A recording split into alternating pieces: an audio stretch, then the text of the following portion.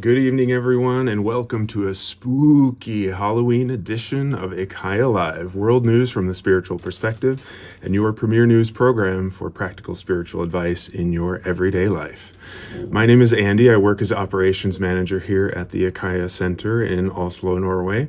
And if you've been with us before or are familiar with IKYA as a spiritual teacher, you might find tonight's topic to be a little different than usual for us. IKYA I like to say, actually, I describe it as IKYA teaches the physics of life, kind of the principles of nature. And as such, a sort of more traditional modern spirituality question of how do I talk to the dead? How do I talk to my, dead loved ones? Is a little bit more untraditional for IKYA to talk about. But I'd like to highlight that the reason we're choosing this is not just for a little bit of Halloween fun, but rather that the principle behind the question is actually a really fundamental one that is part of the physics of life, and that is that everything communicates. Now, I'm not going to go into it because that's what IKYA talks about, but I think it's really cool that when there's an opportunity, and I see Halloween as such an opportunity because our minds and our hearts are a little bit more open and flexible, because Halloween is a long tradition of being in contact with the spiritual world and all of this sort of unexplainable things in the world around us. And in this very modern technological life of ours, it's not very often we necessarily come into contact with that. So we'd like to take advantage of this month where we're all a little bit more open and dive into the real sort of physics and science almost behind what it is to communicate with people who have died, or as I put in the short today, with animals or plants or really all life. So without further ado, we're going to get started. But before we do, please down below like and share tonight's episode already with fellow spiritual seekers. This is a fascinating conversation tonight. And be sure to follow us here on YouTube and check us out on all the other social media channels.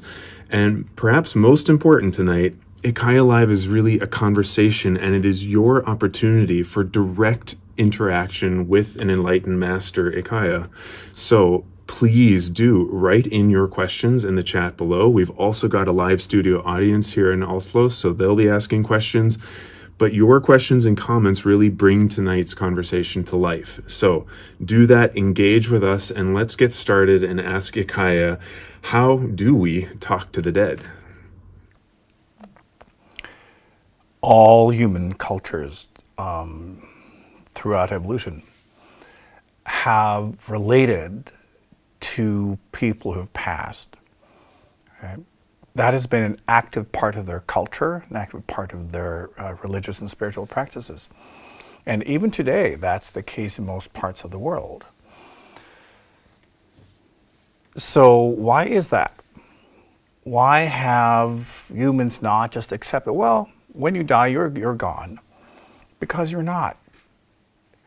We have this collective experience that they are never gone. They interact with us. They are here and they are there, but they interact and we can communicate. All cultures have had practices around this. It just, in our modern world where we have a tendency to believe in the stuff we make, in our own technology, and we think that is what reality is, we forget that life is something completely different. The default is connectedness. Life is connectedness.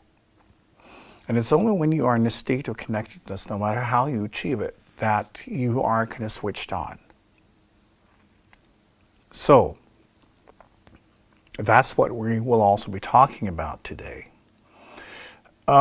First, when it comes to communicating with the dead, the problem is not necessarily you talking. It's you listening. Because they are able to observe and listen, but you're not necessarily able to understand what they are communicating. So let's start in that end, right? And let's begin with what happens when we die. You already know this because you've died thousands of times. This is also why in all cultures we have a collective understanding. It's just different culture, different religion that will, make it its own kind of version. But fundamentally, we all understand that life goes on. And when we leave this form, we just continue.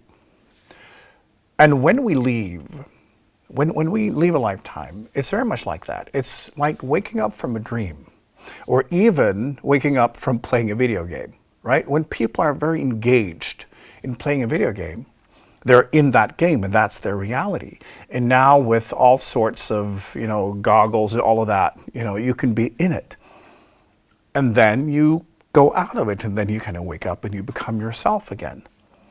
But when you're playing, that game is your reality, right? And you're feeling and thinking and behaving, and you have the, responses in your brain and brain chemicals and all of that as if it's real.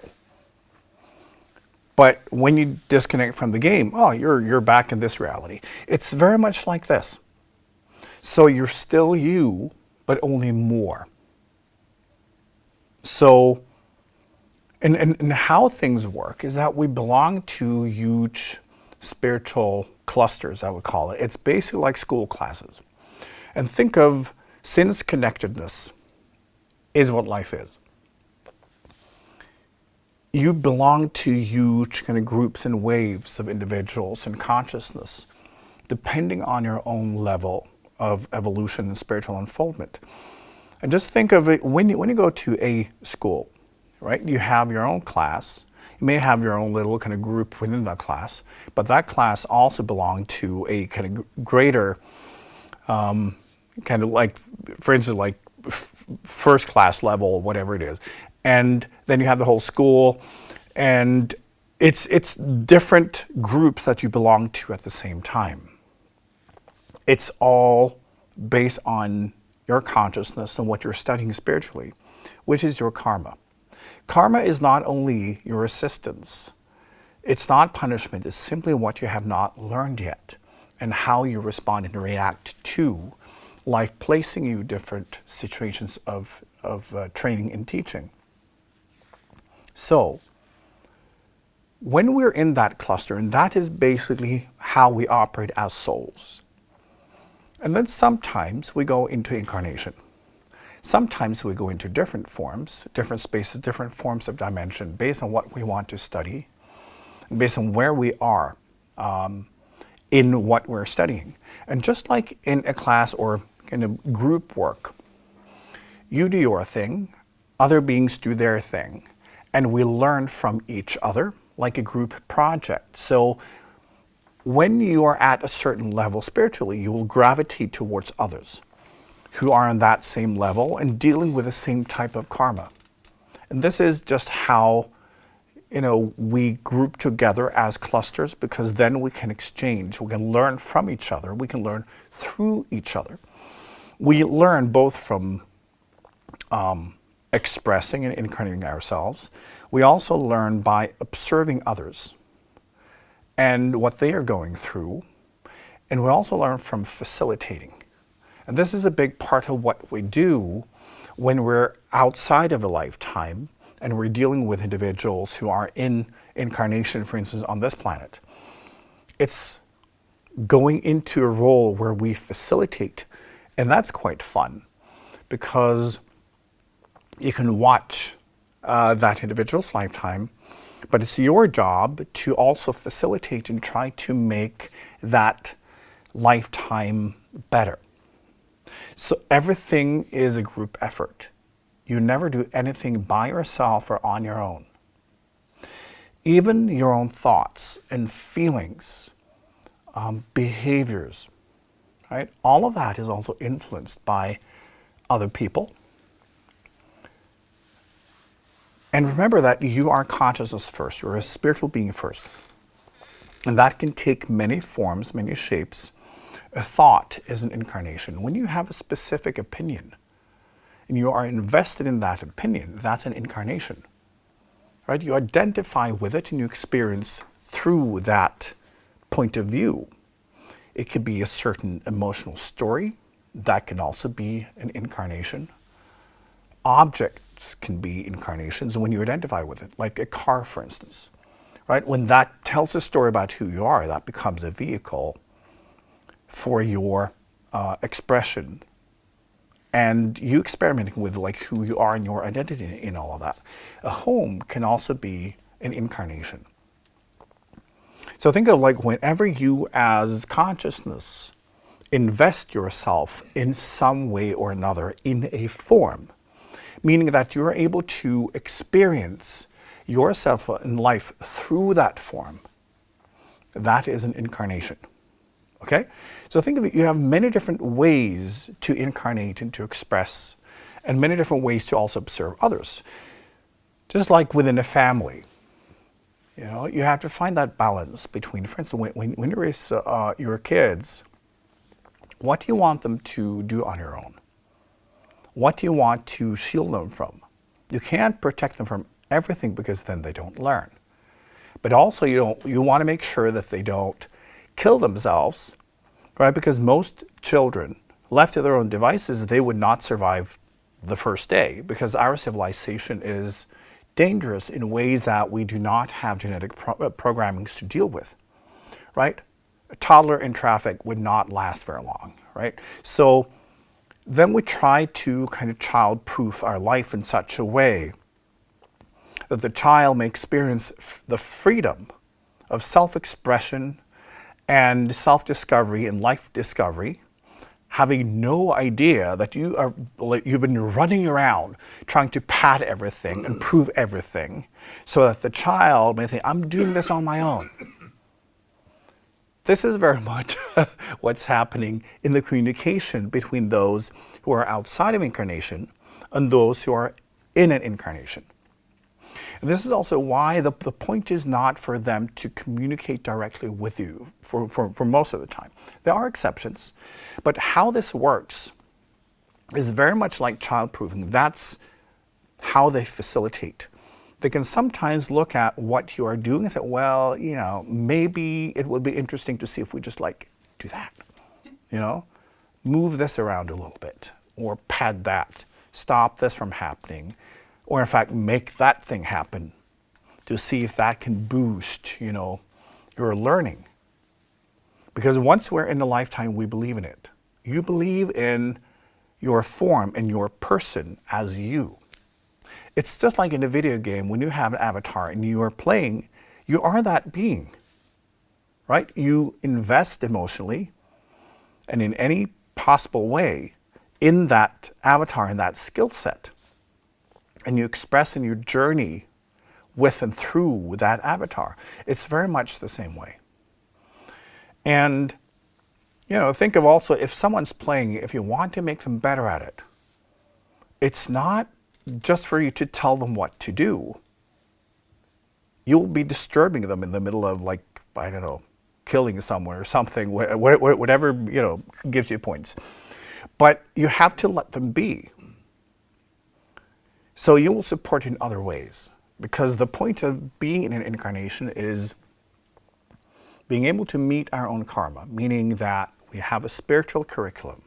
It's basically on the pathway and the cycles that we find ourselves in, what we haven't learned yet.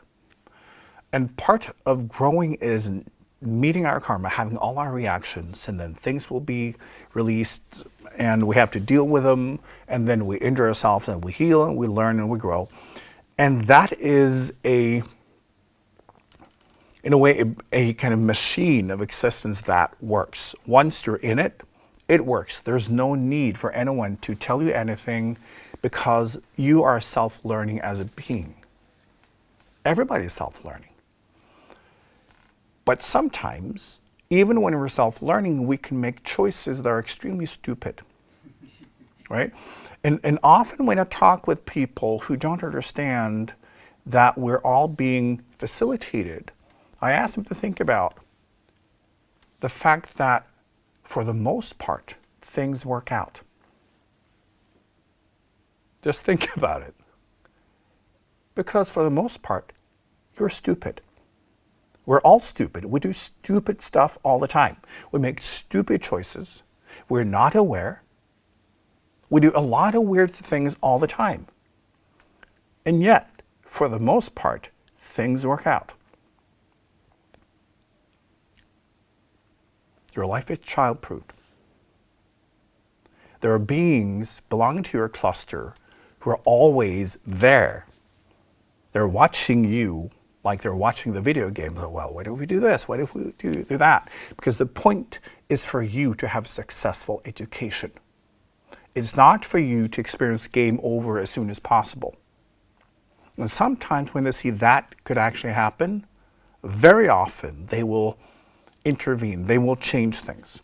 So the concept of guardian angels are always your loved ones. And remember that you have a lot of loved ones, not just from this lifetime, but because we exist in these enormous groups, we have thousands of loved ones. And this is also how we get the concept of true family. Because the spiritual connection, the love connection we have with those beings in our cluster, especially the closest ones that we're studying with currently, it's like the most amazing version of family that you can possibly imagine. They've got your back, they've got your front, they got your sides, they got everything. And there's simply this enormous enthusiastic love for you and your journey and your potential. And they're doing everything and anything they can within limits to assist you on that journey. So that is the most important form of communication that happens. It's their presence and it's how this whole thing works. And once you are out of this lifetime, you will be doing this for others. Because it's how it works. Then it's your turn to be part of facilitating other beings in your cluster. So, when it comes to like connecting with this and understanding it, the first step is to recognize the connectedness. Recognize that they are always present and you are always present to them. So the people you incarnate with and the ones you have a connection with in this lifetime, they're always part of your cluster. Sometimes you can meet people and you're just like, there's a connection. Sure. Because it's an old connection. So even though you're meeting in this form and you don't know each other as avatars, you know each other as players. Right? So there is a deep connection. You can always know, you can always recognize it. And when someone passes, they're still present, but in a different way. And again, the reason why they hardly ever communicate with you in words is because it's not necessary. It gets in the way. If you want to build your skills, right, and they want you to build your skills, they can't tell you how to do it because how would you learn? We often want to be told what to do, how to do it, where to go, how to do it right. But that's not the point.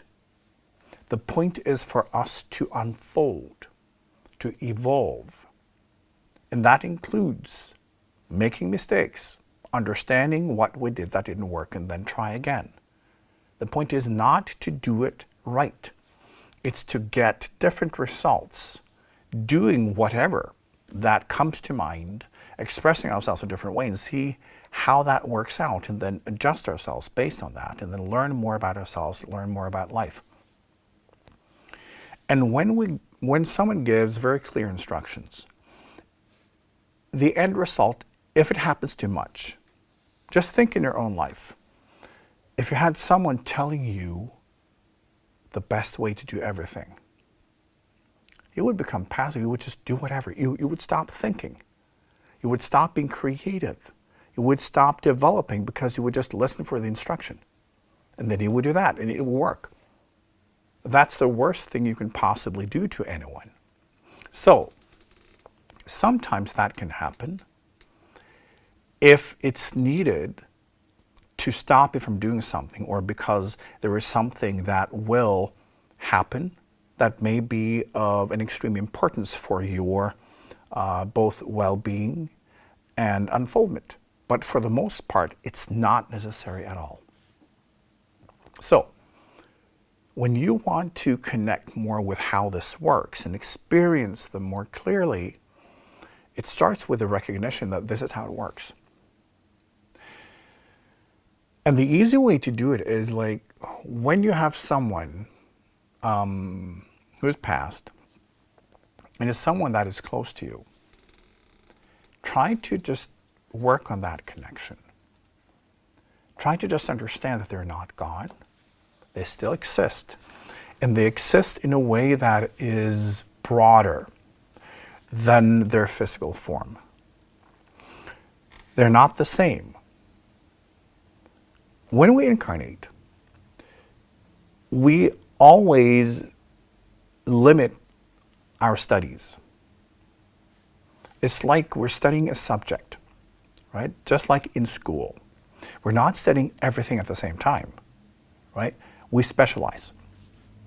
So if you think of one lifetime just going to one class, it's one subject, one class, and that's it. So it's highly specialized. It doesn't mean that that's all you are, right? And for instance, some kids, when they go to school, they really suck at math, right? They may be excellent in other subjects, right? History, dancing, music, sports, whatever.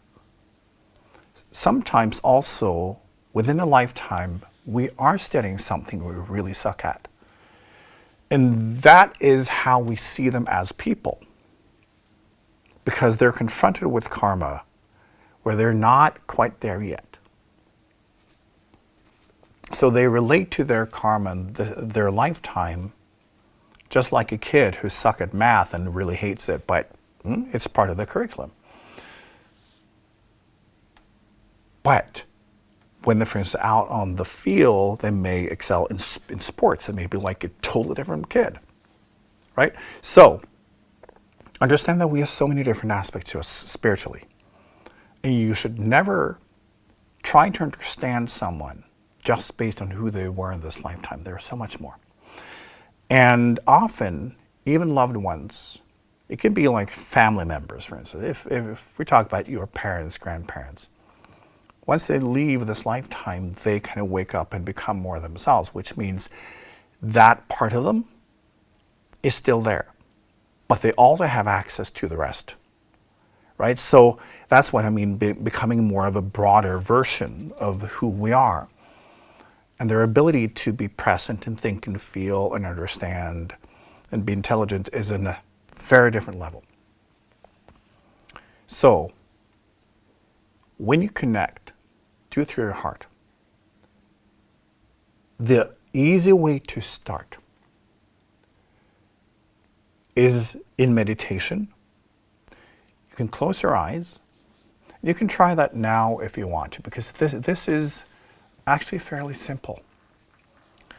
When you understand that we're all truly in the same reality, but sometimes we play a video game. It doesn't change where you are spiritually, but you're busy playing, so, that's what you're doing. But now, focus on a loved one that has passed. Someone that meant a lot to you, where you felt seen and you knew there was a lot of love there. And the technique is, try to play through your memories. And as you do, it's like a combination lock to open a door. Because often the different memories you have represent different aspects of what will tune you into the channel. So try to play through these loving memories and try to make the memories do something with you too, so you can feel that you're tuned into that love that begins to fill you. So once you've played through one memory, play another one and just experience them. See their smile, feel their warm embrace, feel the way you used to feel. And think of it as a combination lock where the different memories will tune you in because you have to be in the right channel. It's always through love, because love is part of the universal language. It's part of connectedness, which is how everything in existence is connected and linked together as one being. Now, once you have played kind of through your memories, and you can start kind of seeing and feeling and to feel this member, now try now to shift and see that everything is beginning to dissolve into light. And this family member now is a being of light. Sometimes they will look the way they looked in this lifetime, but it's like light is coming through them and from them. And sometimes it will simply be a presence of light and love. And you will also be in a space of light.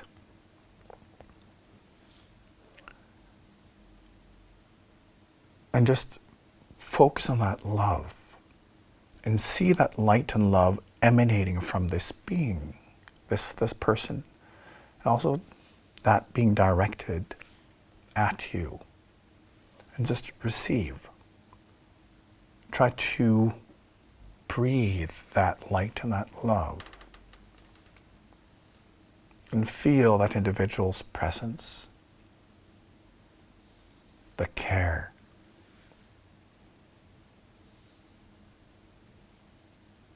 right? That this person made you feel special and important. And you always had this person's support, no matter what. Just try to rest in that energy.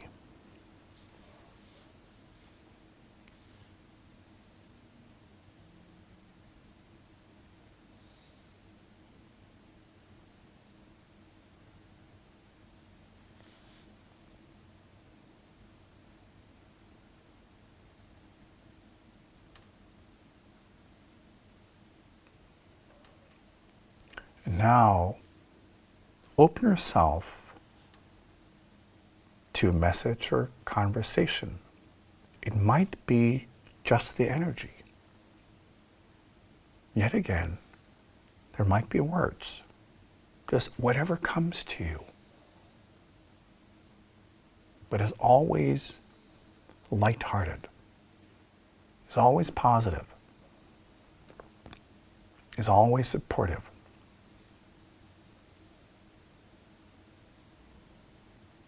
And it always makes you feel seen.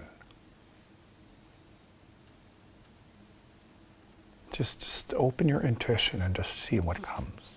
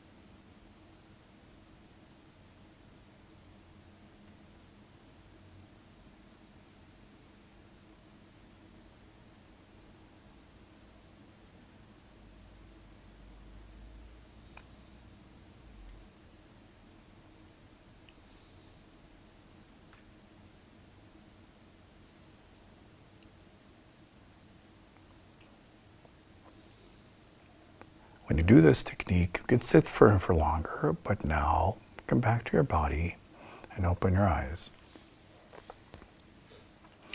This is a very simple technique because when you're using your memories also vibrate. They contain a specific energy. And it means you tune yourself into that energy, which means you move into the right kind of wavelength. Right? Understand that every single being has a signature. It's like a phone number. And any type of connection has a specific kind of phone number. So when you want to connect with someone, you need to be in that channel.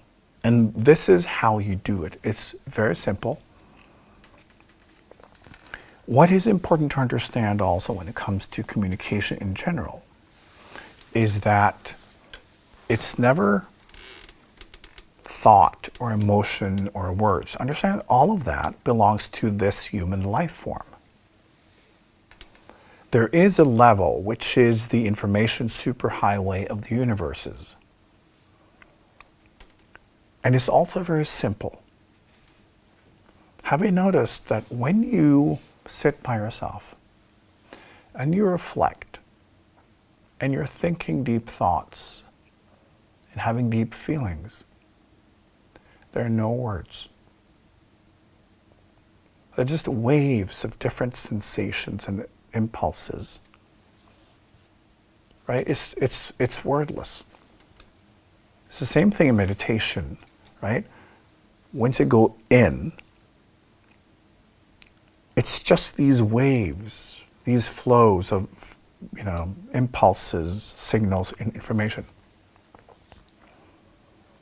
And also, again, when you sit by yourself and you think deep thoughts, you have no words, and yet you know what they mean. You know what your emotions mean. You know what these different energies mean. Because that's where we all belong. That is how we all operate as beings. Then your brain will interpret that into words and concepts and everything based on your memories. So you will have huge catalogs of information and symbols based on your experiences and your genetics. So whenever you receive any form of signal, it will be filtered through that catalog and immediately, that's a match. So thinking is something very kind of abstract for the brain. And then you turn it into something concrete through symbols and words and all that. The same with emotions. But it means you already know what they mean. And this is where we always go when we want to learn how to communicate with other life forms and with other levels of consciousness. Because you cannot limit that process to how humans do it. On that level, we're all the same. So a bird will be thinking and feeling the same way on that level.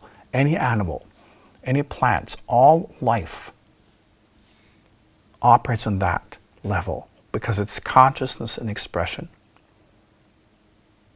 And there's just these waves of information.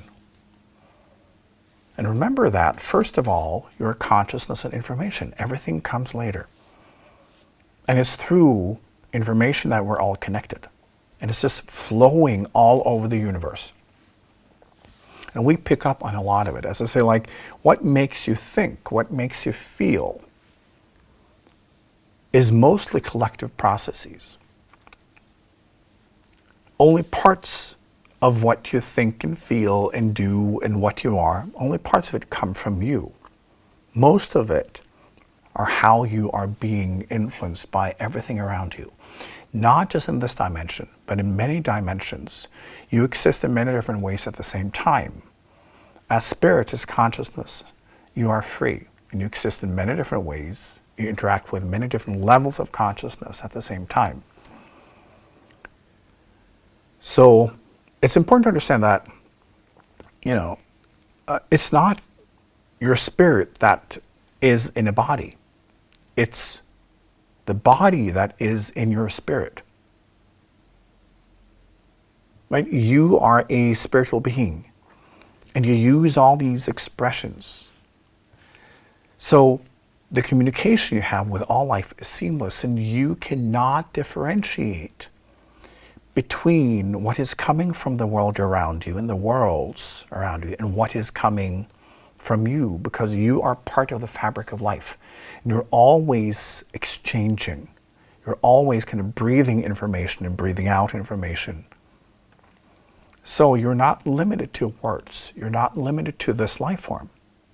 And you are deeply connected to every being in your cluster, and therefore also every close one, every loved one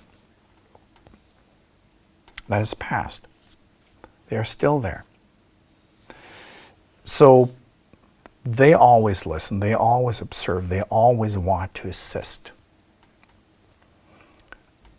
And the more you begin to realize it and listen for it, the more you will pick up on. And we'll get back to that later, but first we have a question. Yes, so we have a really great question directly tied to where you're at. So my father passed away last year, and the dialogue with him opened up later the same day. It was like the communication with him actually started after he died. I think that's pretty precise. He was completely asleep as a human, or at least they experienced him this way. But as consciousness, we're all very alive and aware. So is this true that the conversation started after he died? And this person on YouTube finds it quite hard to connect with most sleeping humans, higher consciousness, when they're alive. It's like easier once they left their body. What's that about? Oh, this is actually quite common. I have thousands of examples of people being more present to their family once they died. And you know, it's funny and it's a little bit sad, because it means also that they were not able to utilize that potential. But I've seen so many people, you know, who were not really present to their family. They were not loving. They were too engaged in their own patterns and their own karma. Meaning, again, math sucks and this is my life. So that's how they communicated themselves, and thereby they were kind of like lost in that. But once they left the body, they're not limited by that anymore, because they're out of that class. So then they can be present. And many people experience that the moment someone leaves their lifetime and they've not been very good at it, they immediately begin that communication, because they understand that, yeah, now we need to heal. So they can be more present to their children or grandkids. And I've seen so many examples as well of kids who never met their grandparents. They all of a sudden start talking about their grandparents and, you know, who they are and what they did. And, you know, they've never heard this from anyone. But the grandparents are then there, and they take care of the kids, and, you know, they protect and babysit and do all of these things. And they're just part of the family in a way they were never able to in their physical form. So this is quite common, right? But it's basically, we live in a modern culture where we have decided that only stuff we make ourselves are real, right? And it's insane. Physics, you know, they've moved on. They're on the cusp of understanding multi-dimensionality and understanding consciousness and understanding like how we are connected. They, like, over the next century, they will begin to figure this out, because this is real. It's real. And as in most cultures on this planet, have had this as a natural part of their life. This is also why in many cultures they've had altars, you know, where they've been praying and had offerings to their forefathers, because they know that they're present. They know that they're helping. They know they're kind of part of what's going on. So yes, it's a very concrete and real experience. Often that when someone passes, their presence is amplified. For some, yet again, if they have different plans or if they are on a different track, sometimes when people leave, they're gone. And you know, I've also talked with people who are trying, like, you know, where did Dad go? You know, I can't feel. No, he's like, I'm done with this shit. It's basically, you know, because when there is nothing left of the curriculum, it might be that for now that karmic cycle is done, right? So then it means that he's no longer part of the karmic processes of those who are still in incarnation. Then he's moving on to other work because life moves on, right? You're even more yourself when you leave this form and you live. You have a life to live and you got stuff to do, right? So for some people, they also move on to other things and have a great life. And they're simply not interested in interacting because that's not like where they are at this moment, but there will always be others. Yes, so the same person had a follow-up that with more awake individuals here in human form, they can often feel like they've known each other forever, but at the same time, we don't know each other as humans, which we can sometimes forget. And is this because we have to mature more into our humans, or is this also actually about connecting with our higher selves? What's that part about? Well, I think, as I mentioned, it's more common that people are aware that I know you from before, right? And getting to understand connectedness again is one of the greatest human potentials. Because as a culture, we've completely forgotten. We've forgotten about connectedness with nature, each other, and ourselves, which means we've completely lost track of our own context, our own purpose, and it's harmful. This is also why humans are, you know, doing what they're doing. When we have a greater context, when we understand more about what life is about, what we are about, why we are here, we will cause no harm. Ever. We will try to heal. We will try to help each other because we understand that we're still part of this group work, right? If I want to grow, then I also have to help you in doing the same, and that's why we're here. And yet, you know, as I said before, it's such an interesting thing that what drives the technological evolution and the world economy for the most part is for humans to find better ways to kill each other. You know, and it's absolutely insane. But this level of disconnectedness means that humans will cause a lot of harm.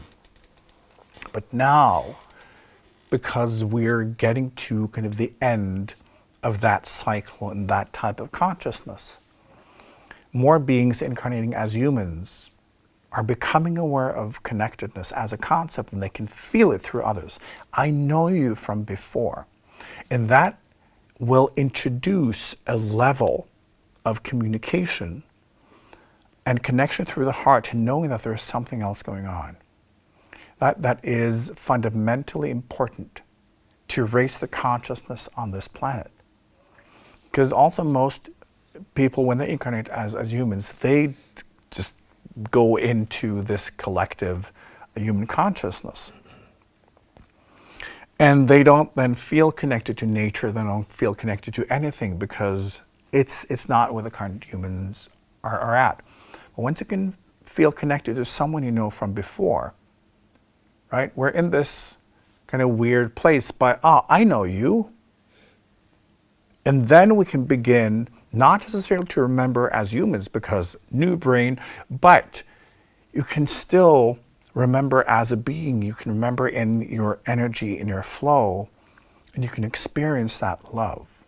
You can experience that exchange, right? And that does something to you that will bring you closer to healing and a spiritual intention. Because once you understand that I'm connected to others and I can feel it, well, the only logical conclusion is that you're connected to everyone and everything. And since connectedness is through the heart, it may then activate your heart. So you become more aware of what life is actually about, instead of what the current humans believe to be what reality is. So it's a necessary part of where humans are right now, and I think it's important for humans and all of you listening and watching to talk about this with other people and build more awareness around connectedness, around the fact that we exist in many different ways and we're never alone.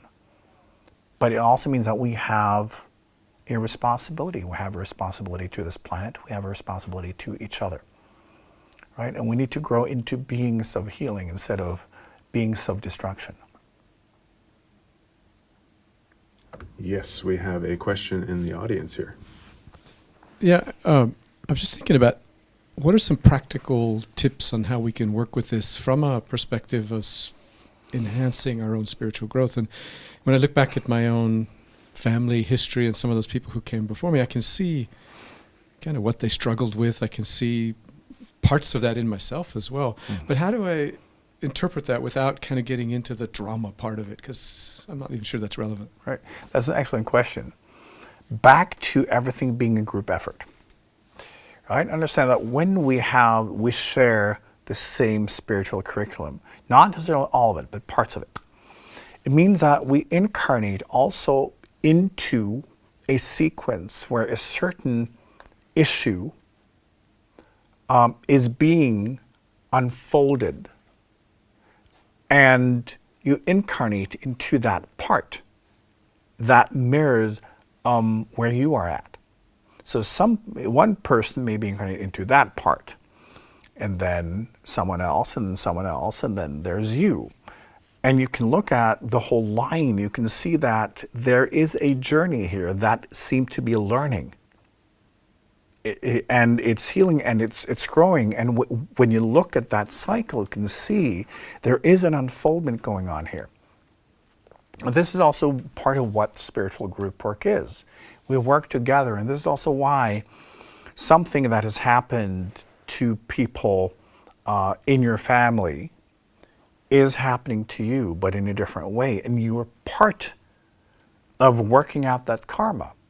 And that does not mean that you are burdened with their karma. No, you're part of the same group work. Right? This is an enormous quilt of karma, right? And they do their part. They may have kind of released and manifested. They may do the part where we fuck up everything and then we have to figure out how to fix it. And you may be one that is studying how to fix it because you've already done the other part, but they didn't, right? So we incarnate into the part of the sequence belonging to our exact point of evolution. And it's so easy as a human to say, oh, I'm victimized by my forefathers because they did this and it's my genes. It's the opposite. It's saying that we have different tasks. It's not if they were different that you wouldn't have this karma. Then you would have to incarnate somewhere else because your karma has to be mirrored in such a way that you're activated.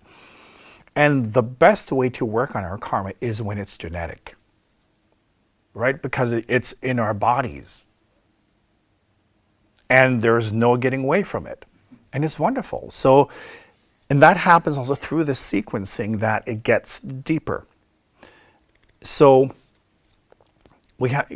try to see this as long lines, long sequences where we do our part.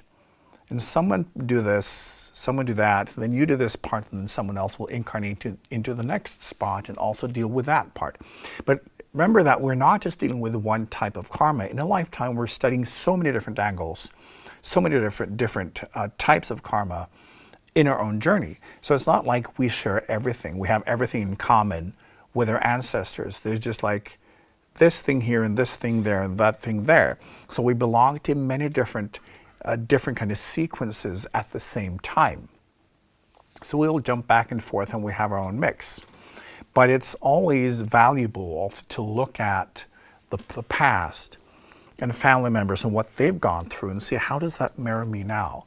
And therefore also understand when you heal, when you're able to heal, that also affects them. because they're part of the same group work, right? The task is not done until it's done. So they can then also be instrumental in the healing work because they are still attached. When you're part of a sequence like that, you're all in on it. So every person that came before you with the same type of karma, they're part of it, and you're part of it. So when you move into healing and really try to learn and heal and release, it will also release them. So you have an enormous opportunity when you focus on healing work for real to also kind of finish and do the final touches on karmic work that can also release other beings from kind of their journey in this. This is how we all work together. I've also seen individuals incarnating in the same family, in the same kind of cycle. That's also fun. So they may have been incarnating like certain lifetimes back where they were part of establishing a certain trauma. And now they're back trying to heal it. Because it's just different parts of the work. And if I'm like, well, this was a perfect fit for me, you know, this I can really recognize myself in this rendering. Sure, sometimes they will incarnate yet again because they enjoyed it so much. And enjoyment can also be, it was terrible and we suffer a lot. But it's basically if we grow spiritually, because that's all we care about. All right, we've got a question from YouTube. Could you define spiritual cluster a little bit more? And then, do we belong to just one spiritual cluster throughout all incarnations forever, or do we change spiritual clusters? I'll take the last part first. No, we do not belong to one the whole time. Understand that what you vibrate at any given moment will be where you are, what you are, who you are, what dimension, who you're with, because vibration is location. So think of whenever you have reached a certain point in your own evolution as an individual being, that will have many different vibrations and layers, right? So that will be, in a way, a code that will end up being coordinates for dimension, space, time, form, all of that. And if you can think that all other beings with the exact same combination will have to be in the same space because they are like coordinates.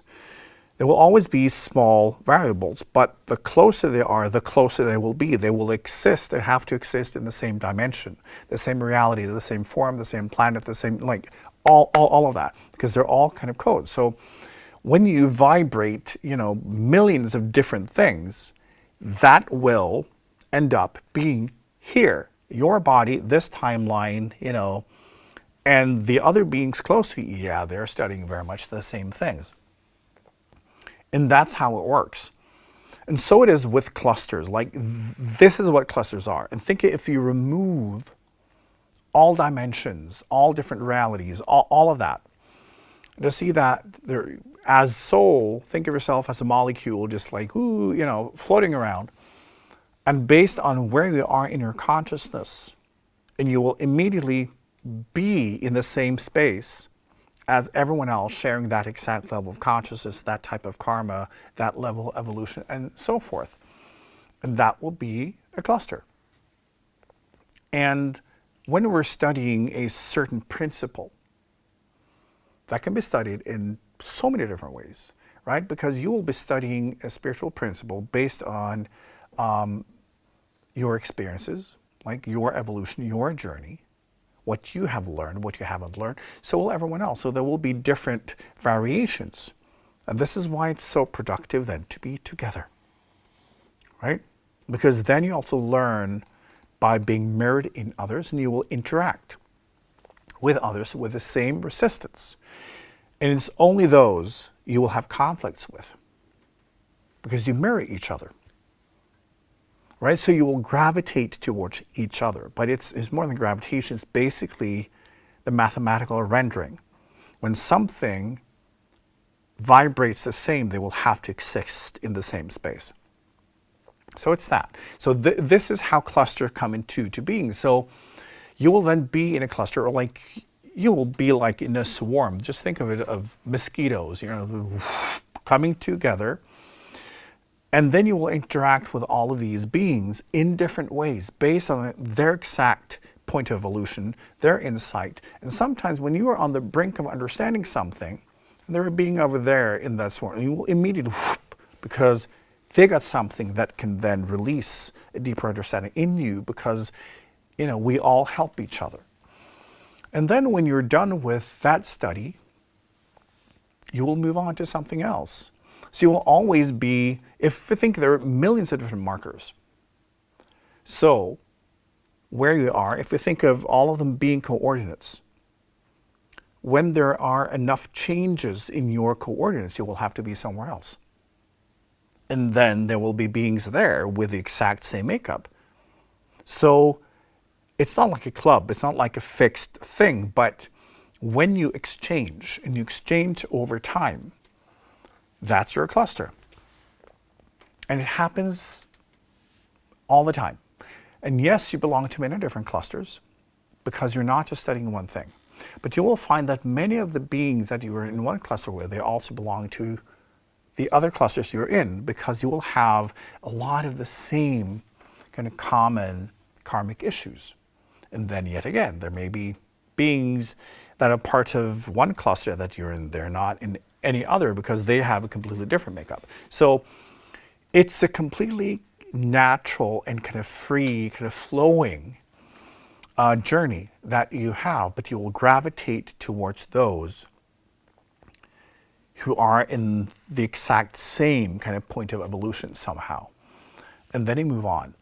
But it's not fixed. It's not like now you are placed here. It doesn't work that way. It's simply that vibration is location, right? And when your vibration changes, so will your location. And it happens very slowly, right? So you may be with a certain cluster for like thousands of different expressions and lifetimes. And as I said, an incarnation is not just going into a biological body. There are so many different ways to explore. But as you as a spiritual being in consciousness, that is who you are. And then you have all these different forms that may come into being based on what you need. So all dimensions, all forms, all variations possible will be at your disposal, and you will just be gravitating into whatever can assist you in whatever you need to learn. And lo and behold, other beings in your cluster will be doing the exact same thing at the exact same time. And then it will be exchanging and fighting and learning and healing and loving and all of that. And then you move on, So this is how it works. So there is no limit to anything. You will just move where you need to be based on what you need to learn or want to learn. And that will always be in collaboration with others. So what is important also to understand when you are in this human form, I talk about this a lot, this human form is exceptional when it comes to believing in disconnectedness. That we believe that I'm an individual, I am me, I just do my thing, the rest is just props. Humans are a very peculiar life form in that it does not understand connectedness. Life is one. We are like cells in a huge body. The cells cannot exist outside the body or without the body. It's part of it. And yet, especially in this modern culture, we are obsessed with I am me, I want to do my stuff my way. It does not exist. Now, this is also why when we try that approach, we become destructive and depressed and absolutely horrible as people.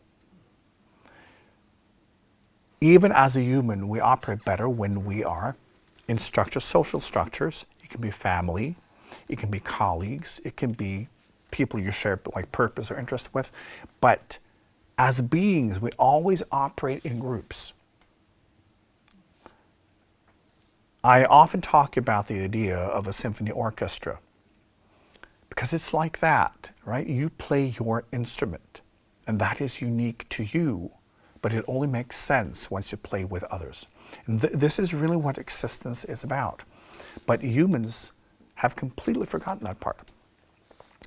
Spiritual awakening is also discovering this, or rediscovering it, and training your human body, your human mind, to see it and to understand it. So,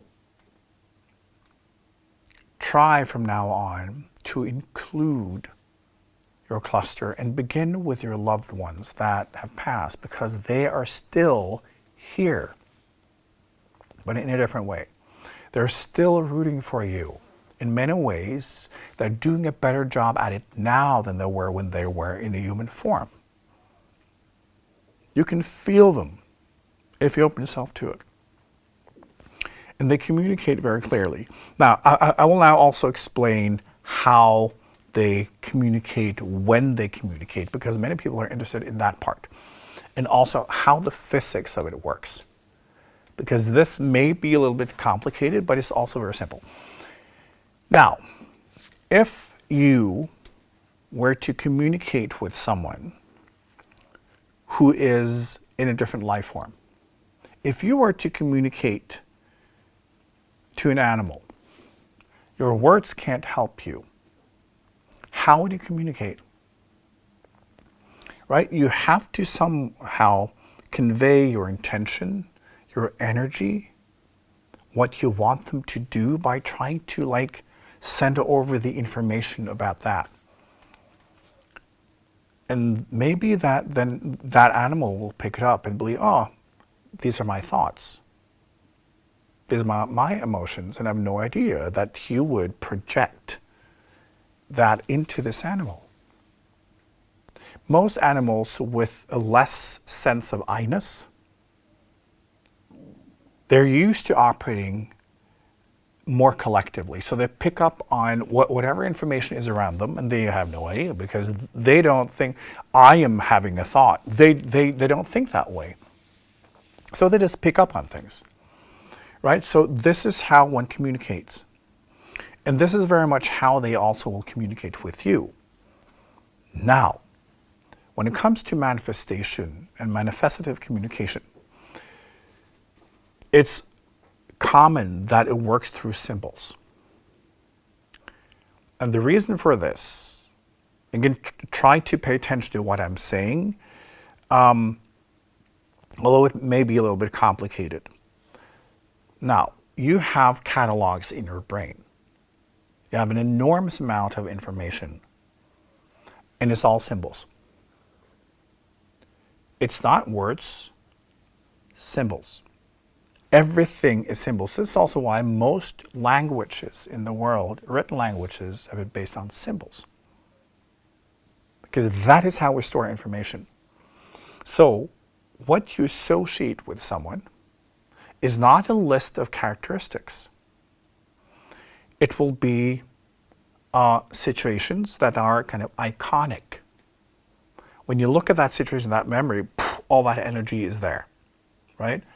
It's maybe how they look, or like a certain look that they had, symbols. Certain feelings, symbols. Certain objects that you associate with them. Certain memories, certain places. Certain things they said or certain things they did. Symbols, symbols, symbols, symbols. So, when someone then projects their love towards you, and your subconscious is picking up, oh, this is grandma, like as an example. And you, in your human disconnectedness, just go about your day, and have no idea. Your subconscious, however, is more kind of fluent in communication and picking up on things. So there will be, okay, something's coming in. And then that energy will be filtered through your catalog of symbols, meaning what did you kind of associate with this individual. Because when you think of someone, you immediately think of a combination of symbols. And a symbol is not limited to a thing. An emotion, a combination of emotions, is a symbol. A certain, as a place, it could be whatever. When you think of someone you love, it's a combination of symbols that you activate in one moment, and then you have that individual. So the same thing will happen. And what will reach through to your conscious mind is the part of the symbols that you relate to more strongly. So there are typical examples of, oh, when I was a child with grandma, we always looked for coins on the street, and we always would find some coins, right? For that person now to connect with you, all of a sudden you will start finding coins. They're all over. Not all over, but you will find them. And, oh, I'd forgotten about it, but they're there. And it happens the next day too. And there's, well, this is funny. What's going on? And it happens again. And then, all right, there it is. That's how it happens. Now, how does this actually happen? It's not grandma descending from heaven and placing a coin on the street. If she could do that, she might as well appear in your living room and talk to you instead. Now, and this is where physics come in. If you can understand that everything in the universes are simply information and energy floating around, and when something becomes form to you, it is because you are gravitating towards an outer form that resembles what you're vibrating. Vibration is location. So when something is activated in your mind, in your subconscious, you will be drawn to that in the outer world. Because although you don't know as brain where everything is, as energy is consciousness, you do. So everything that you are experiencing is happening in your consciousness. It's not like you are in the world. The world is in you. So then, when something in your catalog is activated, and you'll have an awareness of it subconsciously, and then you have the energy from grandma, that will be an amplified energy. And then vibration is location. When that is starting to vibrate, you will gravitate towards that outer manifestation. And then, aha. And sometimes that manifestation will gravitate towards you, because when you're vibrating something, and that is not in manifestation, it will have to be in manifestation. And for instance, an animal, like say a bird, they're reptiles. Reptile life forms respond very well to information because they have very little going on.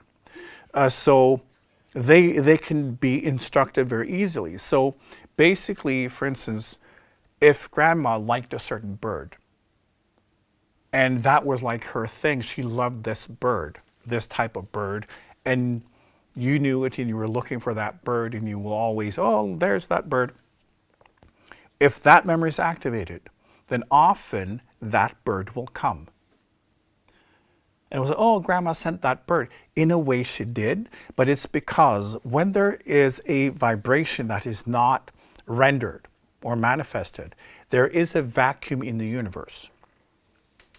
And because of that vacuum cannot exist. It will have to be filled. And then whatever is that manifestation will have to gravitate towards that vacuum and become it. This is also a technique for how we actually manifest things. But it's this, so when you have memories amplified by someone projecting through and into it, and you filter it, that will become the outer rendering. And then it goes, oh, grandma sent this bird. This happens all the time.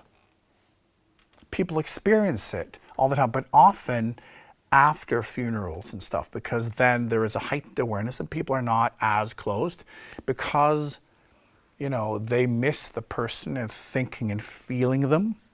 So they will be in a more humble space of listening. And they're asking for signs, right? They want this person still to be here. They're going through their memories. Of course, the catalogs are activated. So for that individual, they can then send the manifestations that I'm still here by then giving you these experiences. And it's simple, and it's happening all the time. But because this culture is so completely closed, most people don't notice. That is the problem. It's not that they are not communicating, it's that we're not listening.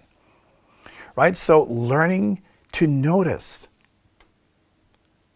and open up, and to also try to be in that state.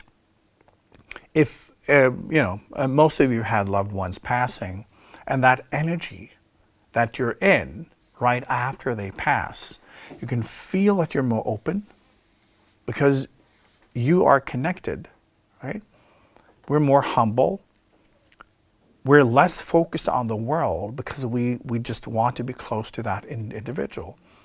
Well then, that keeps the channel open. So it's easier to be in this form of communication, but they often will then manifest symbols of different kinds. Things will happen. Sometimes things can also move around. Things can happen. But through the renderings, through the catalogs, right? It can even be, for instance, this is also typical in your home or in their home, whatever. If there were objects that they were connected to or that you associate with them, if they want to show their presence and they project that energy, and it's then through your catalogs, again, that will be amplified. And if you're, for instance, associated, we had like a big old clock, and you think of like grandma or grandpa, whenever you look at that clock, okay, that may be then something that can be used. So when that individual's energy will be projected into you and through the memory in your catalog, it will become that rendering. And then strange things may happen to that clock. This is very common.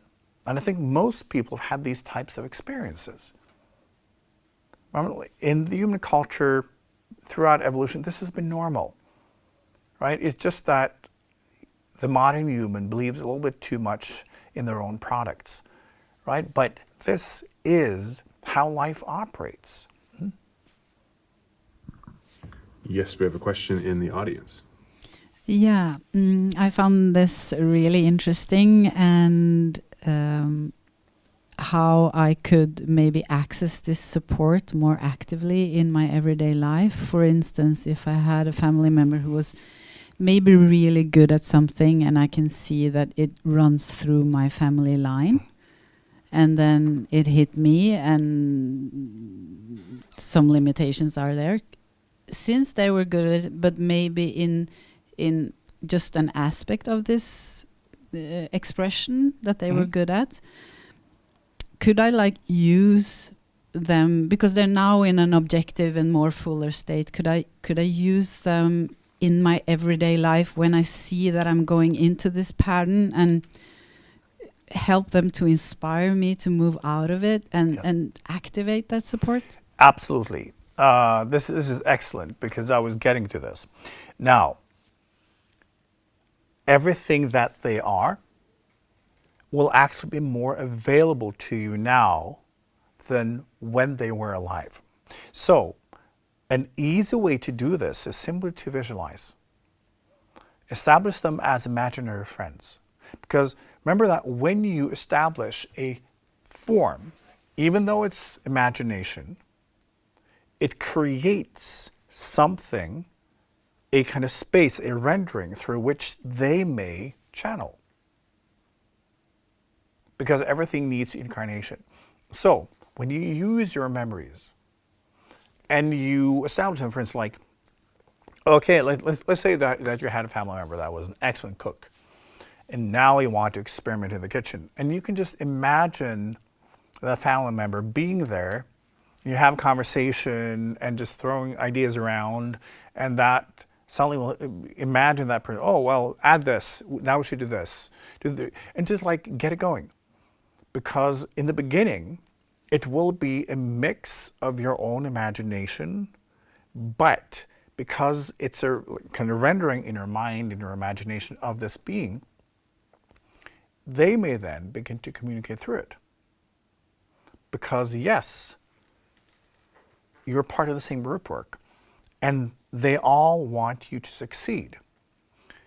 But again, it should always be happy and productive and loving and all of that. So try to always make it playful, but you will notice that if you kind of include them and ask them for guidance and kind of use them as Pokemons, like they, what they're good at, and just imagine and just like, establish them as imaginary friends, you will notice that all of a sudden things will come through that, I didn't think of that, and you will realize, oh, right, because this is in the kind of cross section between my own imagination and then they being able then to also project through it.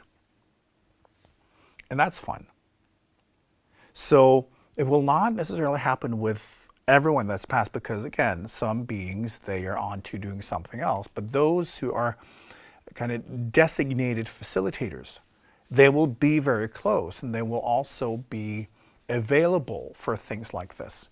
In most cultures, this has also been how we have been relating to your forefathers, by looking at what they were good at and asking them for advice in these particular things. Right? So yes, absolutely do that. And the question, how can I know whether this is just my own imagination? It will be your imagination because that is the form you are creating. But then they can project through that. Because then you have established a meeting point. It will be a combination. But over time you will learn to notice. Because sometimes it's like you can then get that kind of form going and all of a sudden you can feel, now they're here, right? So it's not like they have to manifest and show themselves in this, When you're working with imagination, you're kind of creating a meeting point in your own subconscious that you are in a way projecting into this world. And that is much easier to work with, right? So absolutely do that. Any other questions? Yep, we've got a question from Germany. In general, why is it easier to communicate with one deceased loved one versus another? In specific for her, it's much easier for her to communicate with her deceased husband and not so easy with her deceased father. Why does that happen? Oh, it might also be based on who you feel closer to, right? Because there will be a lot of beings taking part in facilitating you and your lifetime. But because of our own experiences and our own memories, we might more easily connect with one than someone else. It doesn't mean that they're not part of it. So whatever works, right? And we can also learn to connect with more of them. But it's then, we having to work on it in meditation, use our imagination, memories, like all of these things. And also open yourself up to different forms of communication. But if we feel very connected to one individual in particular, and we can feel that love and we can feel their presence, sometimes others may also use that channel, because if that is the channel where you are able to receive, others may kind of like also put their information in through that channel. So this goes with I was like, when you are in a position where you facilitate or give assistance, you will use whatever channel is open, right? And as I said before, when it comes to, for instance, the case of Jesus Christ, there are thousands of them, because it's basically, well, you know, whatever channel you're listening to, because at that level, you don't care about foreign belief system. All of that's part of the human stuff. If you want to assist and that's part of your job, if that's the only open channel, well then, you know. So it's very simple. Whatever channel is open, one will try to use that.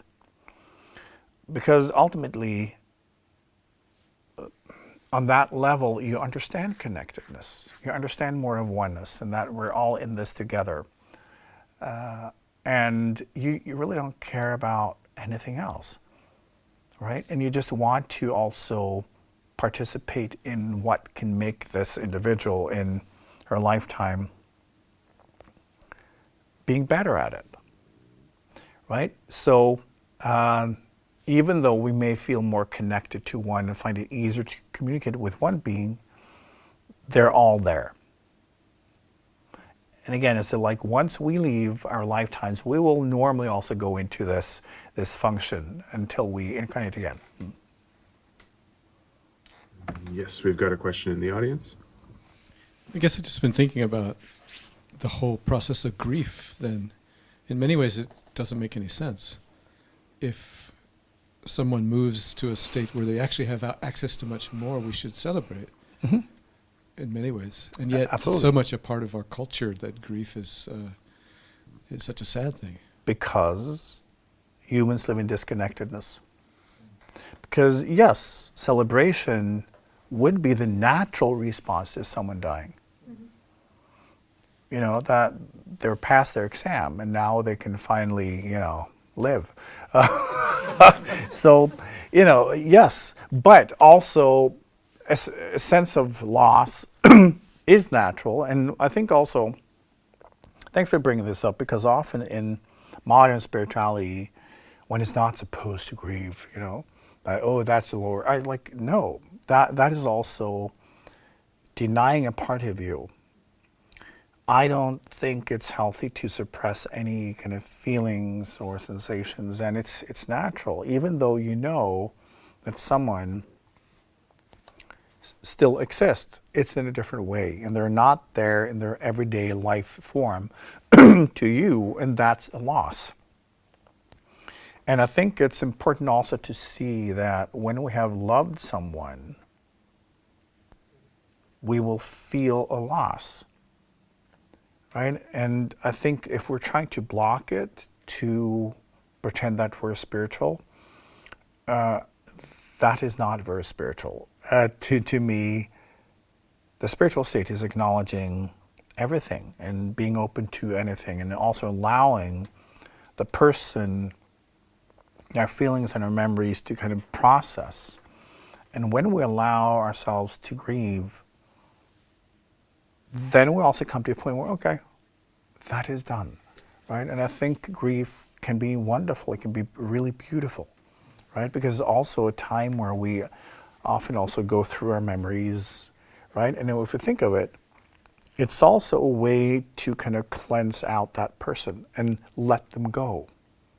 Because we should not be holding on. And then we need to also go through our stuff with that individual. So I think it's an important and beautiful process. And that love, how is that an investment? How is that an investment in something that continues on? It just feels something real tangible to me. Mm. Well, loving isn't an investment because love nurtures, right? And what we need to understand is that we're all invested in each other. Because the human life form is so disconnected from everything within. Well, I give you something and then I should have something back. It's not how it works. In a higher state of consciousness, we understand that we're the same. I can only grow if I make you grow.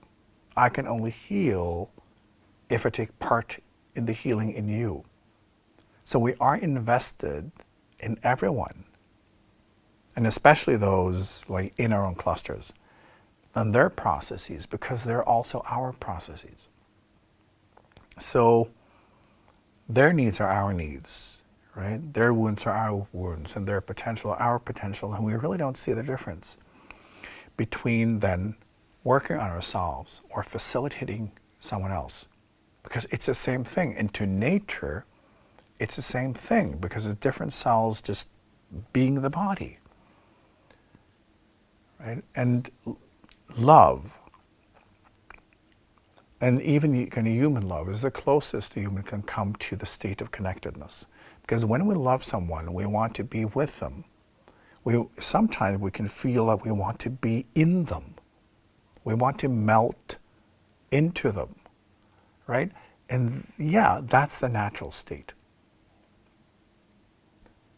And when you can expand that and understand it, in a higher consciousness, you have that feeling with everything. And you have already melted into everything because you love everything so strongly. And you will do anything to assist in the growth and the healing and the expansion of love. And that kind of investment is, again, there's no difference if it's happening in someone else, if it's happening in you. If you're in a state of connectedness, you experience what they are experiencing. And they're experiencing what you're experiencing. You share everything. And it's so wonderful to be able to experience something through someone else, because it has a different flavor than if you were experiencing it. Right? So this connectedness means that we can share experiences and different variations and different shades and different colors. And it's so valuable. But as humans, and this culture has forgotten everything about it, right? We see it as a competition. I want my stuff. I want to do it my way and fuck off, right? While life is the opposite. It is being in the state of absolute connectedness and sharing. The human culture looks a little bit weird when you look at it from this perspective. But you can also then clearly see why our human civilization is the way it is. And how much healing it will take, and how much growth it will take. But humans are not there yet. But for you to practice it, at least you can bring it into your own life. Because you will recognize that for the most part, you are also living in disconnectedness. You are not in this recognition that if something is happening to someone else, it's happening to you. Right? And always actively being part of other people's growth, other people's journey, and being a presence of healing. It's not part of this culture, but it can be part of how you operate. It can be part of how you decide to be human. Because this is also where humans are heading. Humans will have to lift themselves to this level at some point if we want this planet to survive. So it is an investment, and at the same time, you can say, so is breathing, right? Because this, to me, is breathing. We're breathing each other. We're breathing information. We're part of this enormous being of oneness. And this exchange, it never stops. And yet as humans, we pretend that we can control everything. We can control ourselves. We can control life. And we see everything as separate. And it causes enormous suffering. And it causes behaviors that are so unproductive and destructive. Try to see it. And try to reach for a different potential. right? And try to work on this connectedness that is already part of you, right? Both with beings on the other side and also people in your life. Because your connectedness with someone is not limited by their awareness. They can be completely unaware as a human, but spiritually, they're not unaware. So you can feel an enormous connectedness and a very strong love and exchange with someone who do not feel a thing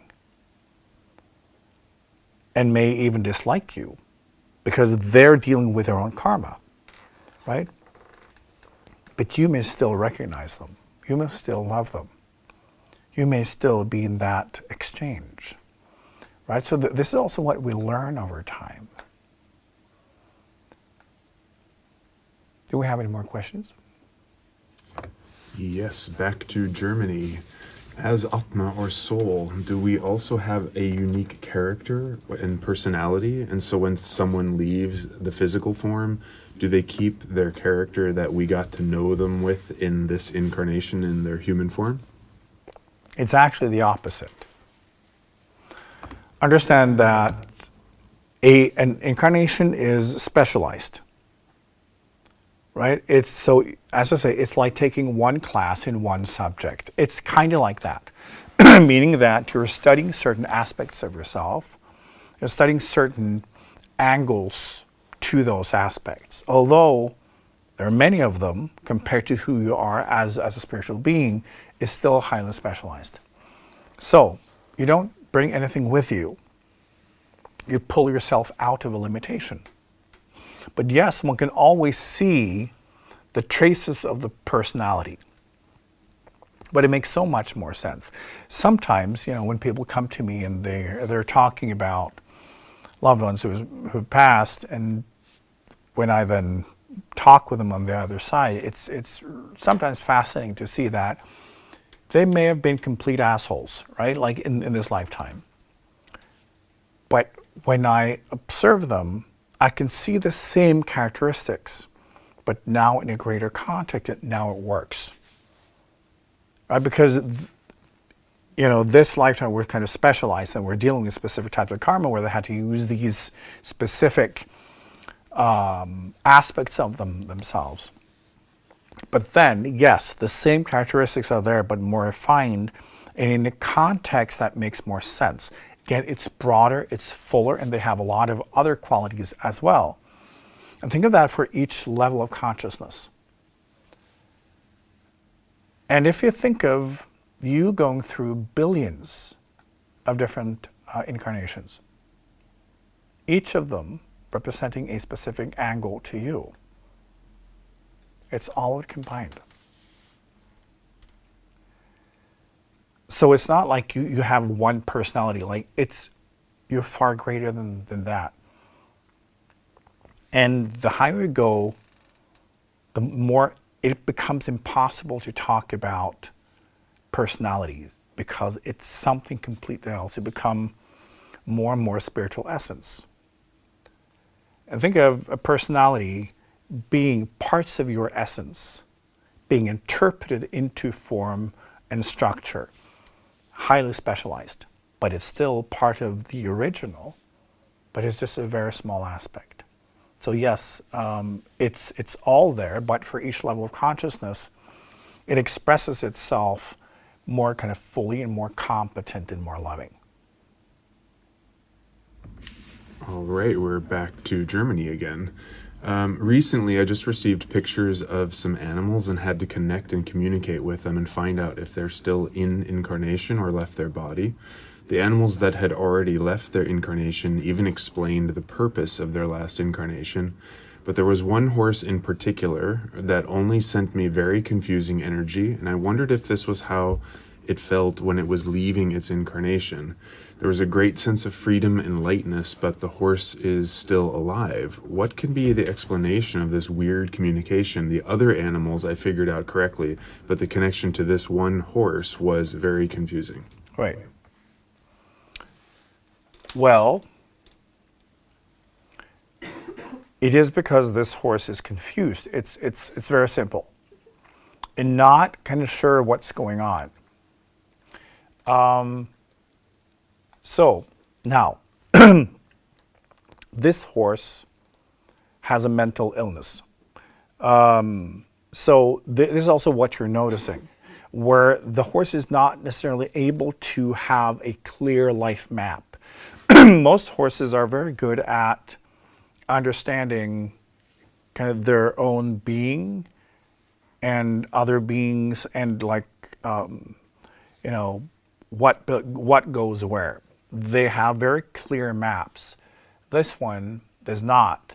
And as you can see, when you connect, that confusion is also like it doesn't quite understand where it is. Now, for humans, that's schizophrenia. So this horse has kind of some of the same structures, right? Where it's mixing together what is going on in one's mind and imagination and the very kind of subjective version of life, and then not being able to see the outer world as real. Because that's often with schizophrenia is when the brain decides what's real. For normal people, one will always use the outer world as the default. With mental illness, the brain can choose what it makes up. And for this horse, it kind of this little bit of the same, and the same kind of confusion about what's going on, where am I? And also, as you could sense with this horse, there's also this element of anxiety, of feeling a little lost. So it also means that in that landscape, it feels like it's a little kind of lost. Where am I? That's kind of one of the main kind of informations that you can pick up on. So it's just that, right? So it's also for you as you'll learn to communicate with animals and to pick up on information, to also recognize that just like humans, they have different structures. There are mental illness, there are different forms of imbalance. And that makes communication very interesting, because that's just the journey of this horse. So that's that. Mm-hmm. Okay. What are the mechanics of leaving an incarnation by volition, which would normally be suicide? Right. Now, understand that there are just many different ways to go into a lifetime and to go out of a lifetime. And it's just that. We go through every possible variation of everything.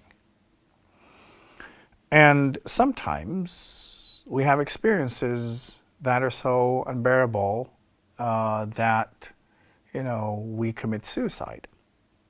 And that's just yet another, experience. But obviously also when we commit suicide, we are in a deep kind of state of depression or despair or something. And when we commit suicide, that has a tendency to kind of linger. Because remember that when we die, not by our own hand, energetically there is a different kind of closure of that lifetime. So it's like, okay, the play is over, now I can leave the stage. But it's like you're doing that on stage. So it kind of lingers. So often when you go then to the other side, you need to do more kind of healing work, because that karma has not, you didn't finish the class in a way, right? But there's nothing kind of wrong with it. It's just, it means that, you're kind of bringing some of the school books, some of the textbooks, and you will have to deal with it there. And yet, just another variation. And it's not, obviously it's not ideal, this or that, but it's just a fact that we go through every possible manifestation and journey, because we need all of them. But what we figure out over time also, some individuals, they go through a cycle where they are confronted with the same type of karma again and again, and they commit suicide, and then they come back, and then they're confronted with the same thing, and they can't deal with it, and at some point they will. Because when we go into a lifetime, normally we have the intention of finishing class. And it's just that. So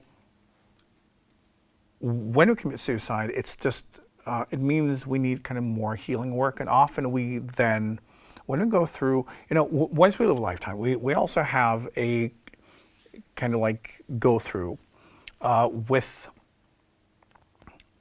others, where we get to kind of sit down and review the lifetime. We'll look at how we did. It's an evaluation where we get to kind of look at the whole thing. We can basically, fast forward back. We can kind of look at it and study it, and we can look at what happened here. Why did this become so overwhelming? We just look at the different factors. So every outcome, we kind of do the same thing. We review and we see like, okay, what do I need to, emphasize? What do I need to kind of prepare for better? What do you actually succeed in doing? And sometimes we may be surprised that things we thought were completely, useless, or they may be very productive. And there also might be things or manifestations or whatever that we thought were so important that was not important at all. So when we commit suicide, it's just more that process of, okay, how did that happen? How, why did I get to that point? And then just study that and try to figure out how you can be kind of more productive. But again, we do everything. We some things we're successful at, sometimes we're not, some this, sometimes that. And over time, we figure it out. We heal and we grow. And I've seen individuals in very high levels of consciousness also commit suicide because their tests may be also at a level where the pain is far beyond what most people could even begin to understand. And they just can't deal with it. And they implode. And then they have to study that. Right? Because basically that didn't go too well, did it? And sometimes committing suicide, when we have that experience, sometimes that can also be a way to correct an eager ego. Think, well, I will totally nail that lifetime. This is easy. Why? And then you enter that lifetime, and then no, it wasn't that easy. Right? Sometimes there's that. Right? But remember that whatever happens, all we care about, ever, is how to assist you in succeeding. So when something is not working, we just sit down with you on the other side, and we go through this, okay, how can we work on this? What do you see that you need to study? Right? How can we facilitate a lifetime where you get to, learn this in a way that makes sense to you? It's all we care about. It's so important that you understand that there is never any punishment. Punishment does not exist. There is no judgment. There's only love. There's only that everyone trying to nurture and inspire and facilitate. Because your success is also the success of everyone in your cluster. And it's all group effort. So you are never alone. And by the way, when you truly understand that, you'll never commit suicide. Because you always do that when you feel alone. And you make up that story, I shouldn't be alive, or like, I'm a total failure, all of that. When you understand that even that moment is a co-creation. Even that moment, there are potentials, right? So at some point, we get it. But we move through every possible journey and side journey and this or that, and we We have experience where we feel like the biggest failure in existence. And sometimes we feel like the best ever, and it's all valid. It's just all part of us trying to figure ourselves out as spiritual beings and figure out what the universe is. Yes, we've got a question in the audience. You teach us spiritual principles in both mantra courses and crystal courses. How does those two forms communicate with us different, or is it the same with the loved ones, the past ones from us? Can you say something about this? Well, in a way, yes, everything is very similar, because ultimately there is one connectedness. Just like your body is one connectedness, and you have, billions of different cells. Some of those cells are organized in organs and functions, and they're specialized, but it still operates as one. And so the entire kind of universe or multiverse of different levels, dimensions, different levels of consciousness and life forms still operate as one connectedness. And it all has the same purpose. It's for all life to evolve and reach higher states. So yes, everything that you do in your lifetime is also connected to your cluster and their studies. They're the same. And when we study spiritual principles or involved with spiritual work, hopefully we become more aware of that communication. And a big part of what I teach, of course, is for all students to become more aware of how life communicates, how like all beings communicate, and how we can take part in it and notice, this language, because it's all through symbols. We can pick up on everything, right? And we can start seeing life as a being, as an organism of information and consciousness that is sharing continuously and sharing everything that you need to navigate and to grow, because life wants you to succeed, right? And it's that, the more aware we become, and when we see that all life is invested in my success, it's impossible to be depressed, right? Because we can feel that love and support, right? And then we also feel inspired by that, and we want to do our best. And when we're working with mantras, for instance, we are working on kind of tuning ourselves and to get rid of the noise and to get sharper and more present in ourselves, even as humans, right? In our brains, minds, nervous system, so that can be clearer and more open, so we can more easily connect to communication, to pick up on information, to move into different states of consciousness, and to experience connectedness in different ways. And for me, working with mantras are both wonderful and simple because they're so direct. And to also, experience going into different channels in ourselves with different qualities and different energies, and explore what is that? What is this vibration, and what is happening to me? What is happening to my communication? So it's the same thing when we study spiritual principles, is that we enter complexes of vibration, so that we go out of our own karmic work, because that can, when we are on our own journey, we have a tendency to repeat, and we stop paying attention, because the brain, I know what that is, and we can easily become more blind and more deaf, right? And you see that with many people. The older they get, the more blind and deaf they become, and they move into their own brain.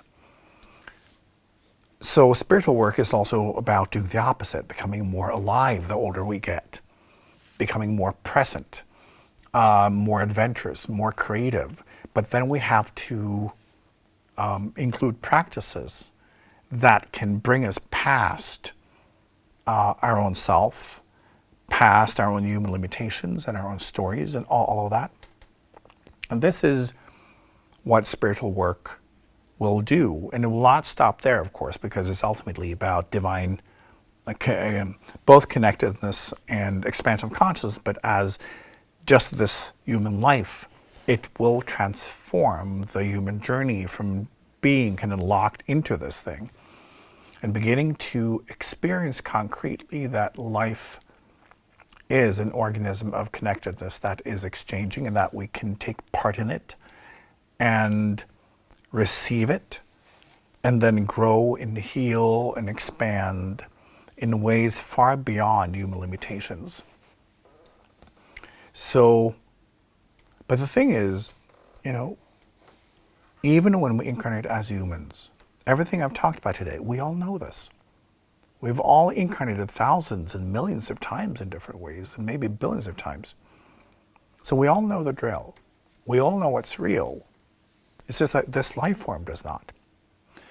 And that juxtaposition to me is really interesting, because it's like many incarnate into this human life form now where they do have a lot of expertise and spiritual experience, and then they incarnate into this thing. And then they have to learn it again from scratch. And it can be so frustrating because they know that things should work and yet they don't. And they feel trapped in the kind of primitive ways of a human and the primitive ways of the society, and they have to kind of like fight their way back. But I think that is really productive, because it also means that when you do that, you create a shortcut for humans wanting to elevate their consciousness more quickly. Because when we look at what's happening on this planet, we have to work faster. So that desperation will make someone crawl their way back into consciousness because they know it's there and they have a sense of how things should work. They know about connectedness, but their body does not. The culture does not. They understand certain spiritual principles, but they can't make it work, but they will have to. So that pain inspires them to work faster and harder to become themselves again in human form. But it also then creates an imprint in the collective consciousness that, yeah, it can be done this quickly. So it happens to a lot of beings incarnating as humans at this point, because it means that, yeah, we can lift fast, but that kind of shortcut will become part of the collective consciousness. And this is like a lot of individuals coming to me, they're kind of in that squeeze, in that pain, and they're working very hard and very fast to move past the human limitation, because they know that they're past it spiritually, but they have to be able to manifest this in the human form. And that will then, again, be part of what creates an imprint in the collective human consciousness, so other people may also grow faster. Because this is it right now, that if we want this planet and this life form to survive, we have to work faster, right? We cannot indulge in just sitting and stewing in our suffering and our emotions and our stories. That's when we just continue to do what humans are doing at this point. But when we understand that we're part of something greater and it's floating through us, we are under the influence of connectedness even when we think that we are disconnected. Then it's just me doing my stuff. It's not what's going on. And that kind of discrepancy is causing a lot of pain, a lot of imbalances. So I think, learning to communicate with people of past and include that, learning to communicate with animals and, plants and trees and even people, is something that we should be doing, because, you know, the human thing is interesting, because when we communicate with other life forms and the people of past, it's mostly about listening, right? Not listening to form, but listening to the being, listening to consciousness, listening to present, like, what is this, right? And often, for instance, when you communicate with animals, you just have to listen to what, that it's an energy, it's something, and you have to let it then flush through your catalogs, and, oh, that reminds me of this. Oh, it's that thing. Oh, it's that. These different symbols that you have, and gradually they will combine, and then, aha, this is it. You can do that with people too, you know.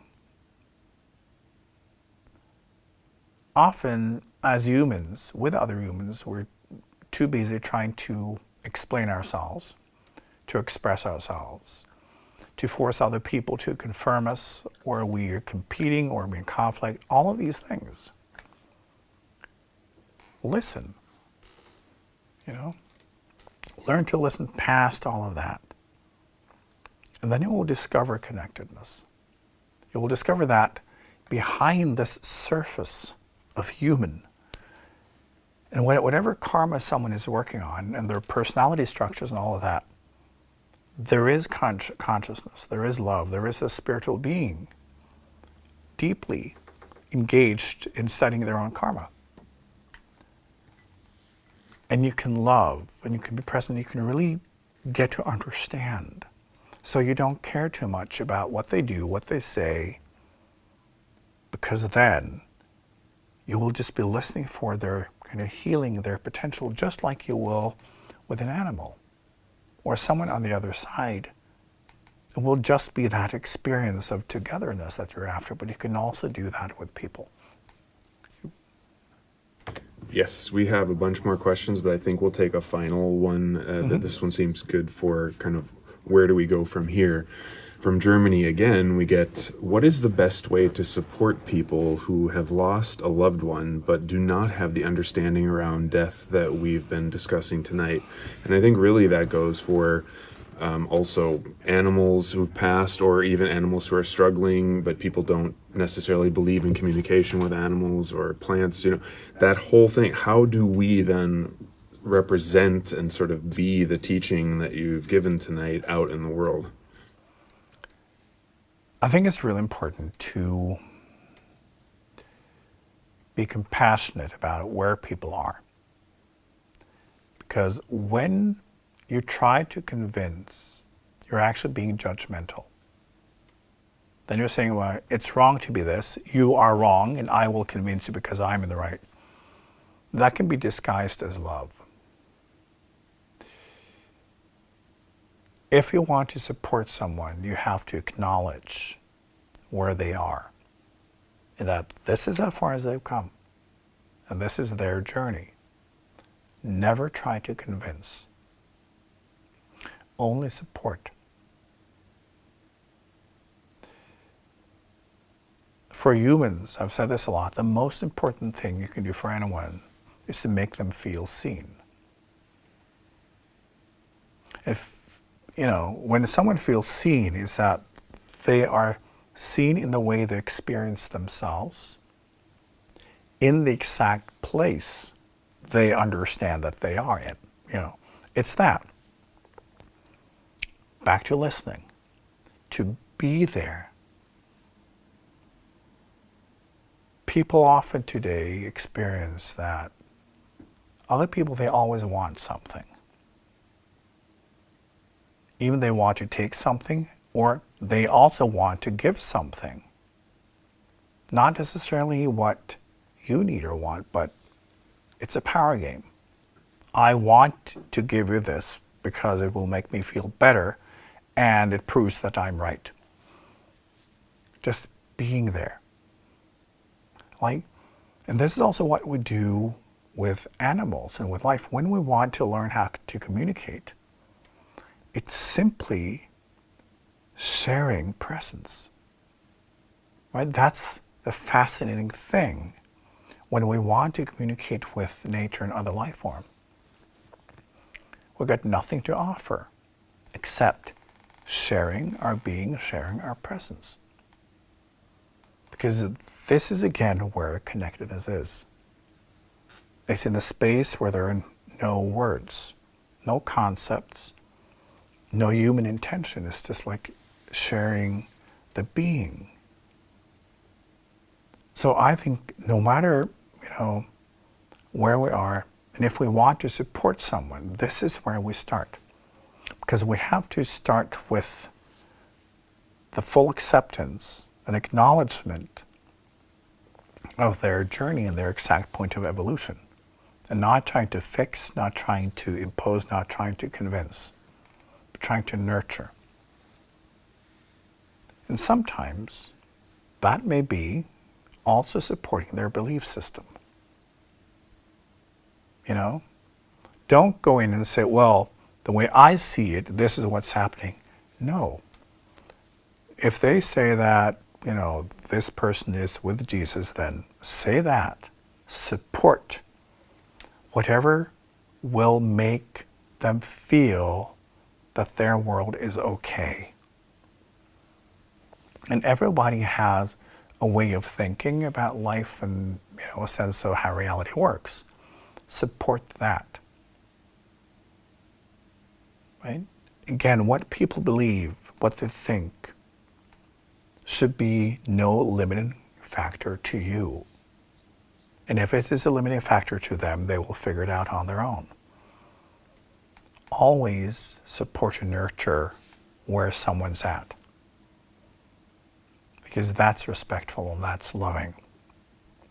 So, even if someone believes that now it's all over and the lost, well, then just support them in that. Right? Be there. Because this is really what communication is. It's the willingness to show up and be present to someone else on their terms. Right? And when we are in a state of love, we have no agenda. And we know that when someone feels seen and supported and nurtured through our presence, they will figure the rest out. Because that will always empower them back to how you have felt with loved ones that have passed, especially those who you felt supported and nurtured you. Right? It was their complete and unconditional love that mattered.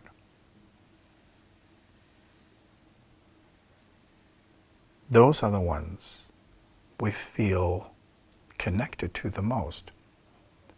Those are the ones we're longing for. That's the type of connection we want to recreate when someone has passed. It's available now. It's available in everyone. But it's also then for you to become that person yourself, so that other people may connect with you while you're still here and learn about,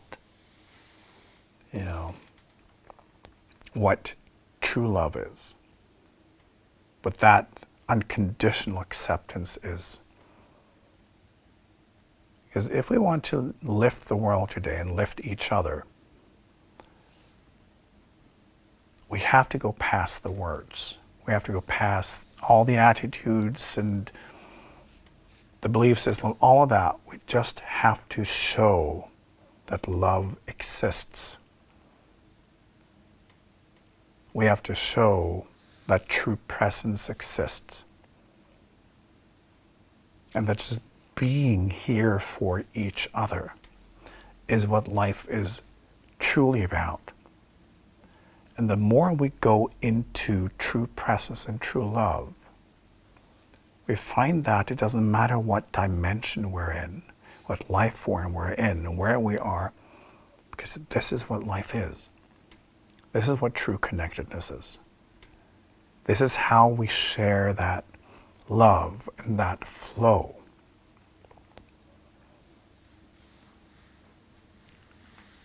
And hopefully, you may be able to learn and practice this before you leave this world yourself.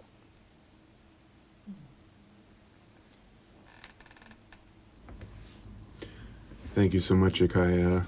Thank you all for joining us tonight for IKYA Live, world news from the spiritual perspective, and your premier news program for practical spiritual advice in your everyday life.